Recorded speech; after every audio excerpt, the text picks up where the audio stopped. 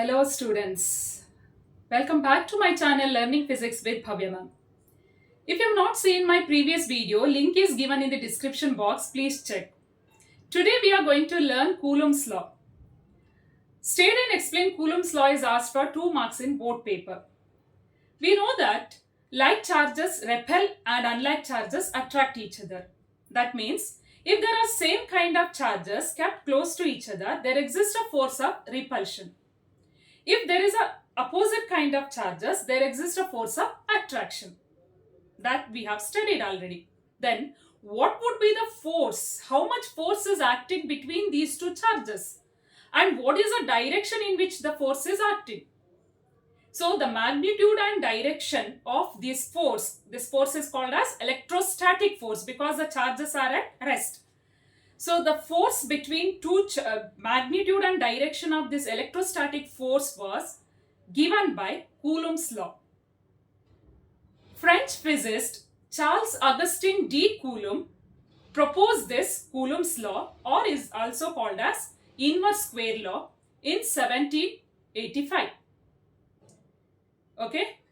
So students, please note down the statement of this law. According to Coulomb's law, electrostatic force of attraction or repulsion between two point charges is directly proportional to product of magnitude of charges and inversely proportional to square of the distance between them, and it acts along the line joining two charges. Yes, quickly note down this. Okay. Now, here let us consider 2 point charges Q1 and Q2 separated by distance of R. Separated by distance R. So what do you mean by point charges? See here, by considering the distance between charges, the dimension of the body, dimension means shape or size of the body, is negligibly small. That's why we are considering this charged body as point charges. Okay. Now, according to Coulomb's law, the force is directly proportional to product of magnitude of charges. That means we are not taking the sign into consideration. So here you have to take just a magnitude, and it is inversely proportional to square of the distance between them. Combining these two, you can write Q1 Q2 by product of Q1 and Q2 by R square. Here you can also write like this. Okay, because the magnitude, modulus means magnitude. Or if I remove this proportionality, there is a constant, small k is a proportionality constant called as Coulomb's constant or electrostatic force constant. Okay, so this is a expression for Coulomb's law. So F is equal to K into Q1 Q2 by R square. Should write up to this much. State and explain Coulomb's law. Okay. Now, what is the value of K? See here, if I consider CGS unit, then K is equal to 1. But in SI system, in SI unit, and when these 2 point charges are placed in air medium or free space, if 2 point charges are placed in vacuum, is called as free space, okay, air or free space, then the K value is equal to 1 by 4 pi epsilon naught. 4 pi epsilon naught. And after substituting the value of pi and epsilon naught into 4, multiply, and you have to divide this answer by 1. You will come to know that it is nearly equal to 9 into 10 to the power 9. What is a unit? See here, if I rearrange this equation for K, K is equal to F into R square divided by Q1 Q2, right? What is the unit of a force? Newton. What is the unit of distance? Meter, meter square. And you know that charge, unit of charge is in SI is Coulomb. So Coulomb square. So it is Newton meter square per coulomb square. So therefore here I'll write Newton meter square per coulomb square. This is a value of K. See, when we are solving the numericals, we are always using the value of K as 9 into 10 to the power 9 Newton meter square per coulomb square. So please, students, please note down this number. It is very important while solving the numericals. Okay. Then what is this epsilon naught? See, it is not an English letter, it is a Greek letter, epsilon naught. How to pronounce this? It is epsilon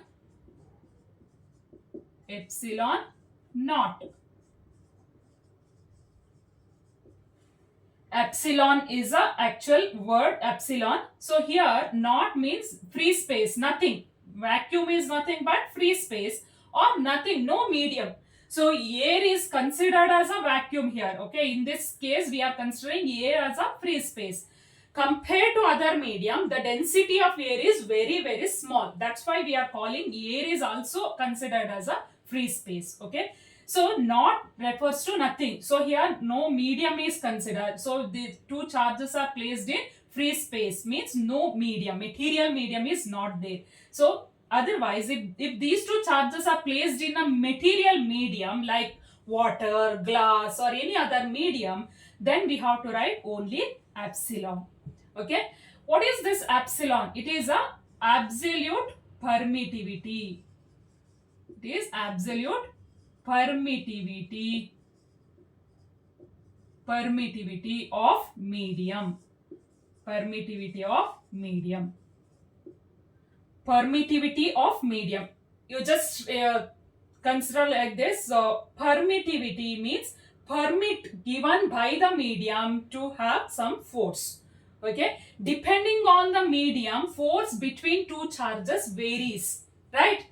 So therefore, the force between the charges depends on the property of the medium. That property of the medium is permittivity.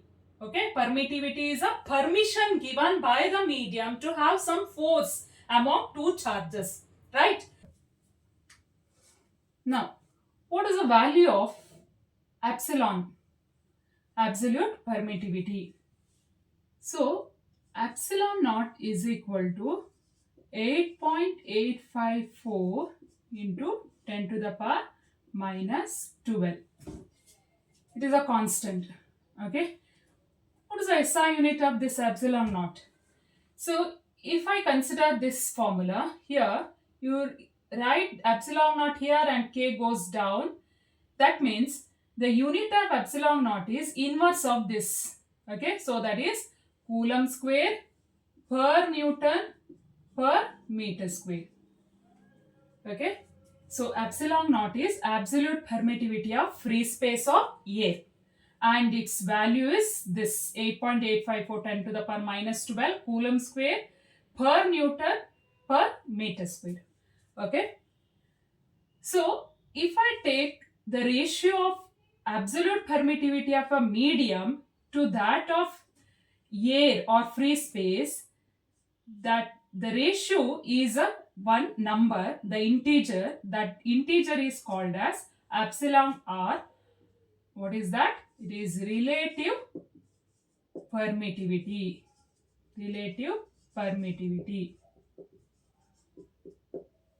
So the ratio is epsilon r. That is an integer. It varies from 1 to infinity. Okay. This ratio is also called as dielectric constant K. The ratio is also called as capital K. Epsilon by epsilon naught can also be written as capital K, and it has another name which is dielectric constant. Because here that medium is always dielectric, right? What do you mean by dielectric? It is an insulator. The medium in which two charges are placed is always dielectric or insulating medium. Air, glass, water, diamond, all these are insulating medium in which we are placed static charges, right? So therefore, this constant, the ratio is called as dielectric constant K. Okay.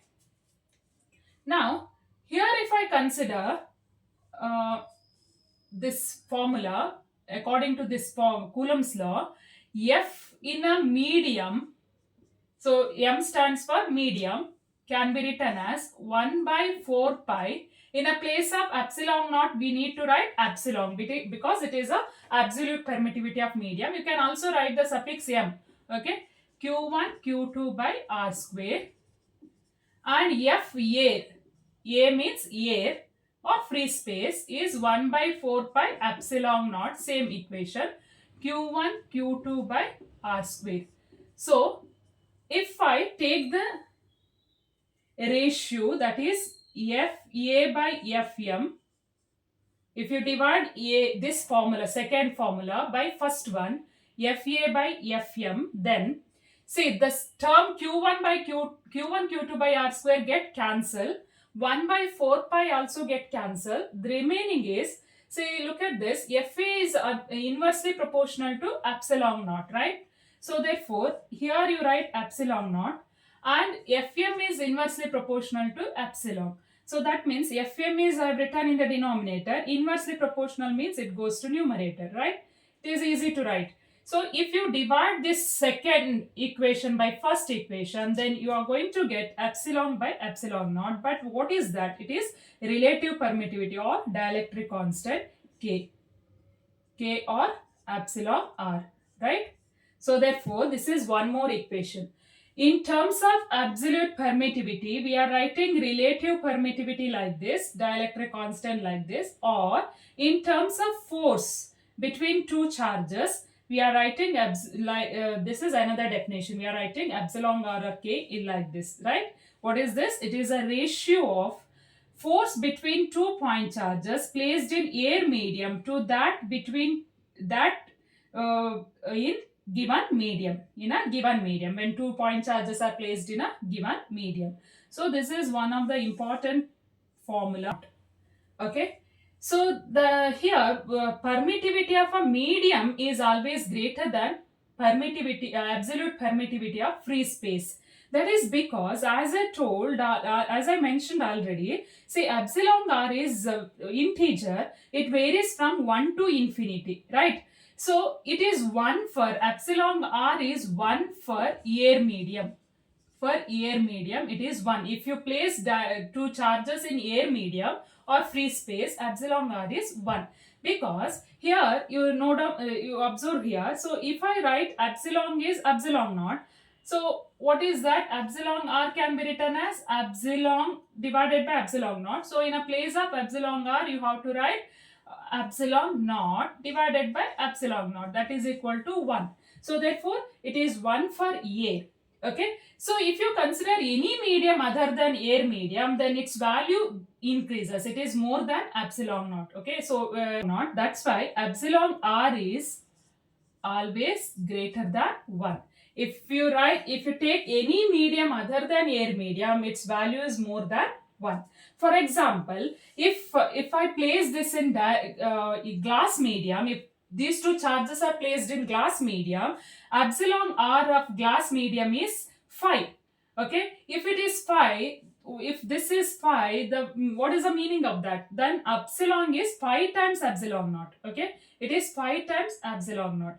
So that means if epsilon is 5 times epsilon naught, means if I substitute here 5 times, then what happens to force? Force decreases. So here you are observing here. So if this is 5, then FA is 5 times medium. Okay, so FA is 5 times. Here you write glass medium means here you write 5. So air medium, force between 2 point charges in air medium is 5 times that in a glass medium. So which one is more greater? So force among two charges in air medium is always greater than the force in any other medium, right? Define 1 coulomb. This is one important question for 1 mark. Or define SI unit of charge. SI unit of charge. So don't mention the SI unit of charge. Okay, so many times students are writing only coulomb for this question. So here, if mention SI unit of charge means you have to write coulomb, right? But define SI unit of charge means you are defining 1 coulomb. For that, let us take this equation. Here, if I consider the two charges are identical and having the value 1 coulomb, okay, both are 1 coulomb, and placed in air medium. So separation between them is 1 meter, placed in air medium. Okay, two charges are having the separation of 1 meter in air. Then we know that constant K is 9 into 10 to the power 9. So let us substitute. F is equal to 9 into 10 to the power 9 into 1 coulomb divided by 1 meter. So therefore F is equal to 9 into 10 to the power 9 Newton.